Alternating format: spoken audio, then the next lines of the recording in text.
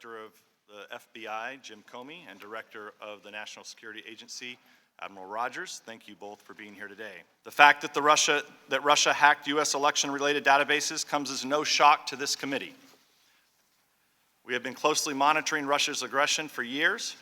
A year ago, I publicly stated that our inability to predict Putin's regime plans and intentions has been the biggest intelligence failure that we've seen since 9/11, and that remains my view today.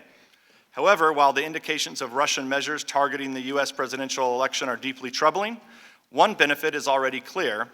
It has focused wide attention on the pressing threats posed by the Russian autocrat. Go ahead and give him 15 minutes for his opening statement. Mr. Schiff.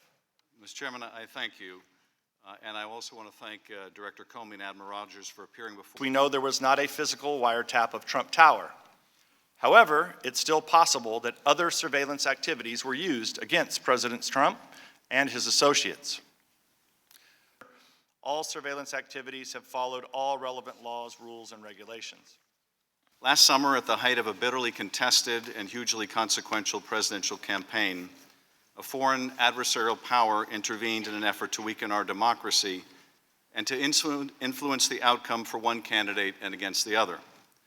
That foreign adversary was, of course, Russia, and it acted through its intelligence agencies and upon the direct instructions of its autocratic ruler, Vladimir Putin, in order to help Donald J. Trump become the 45th President of the United States. I publicly stated that our inability to predict Putin's regime plans and intentions has been the biggest. More importantly, and for the purposes of our investigation, it simply does not matter.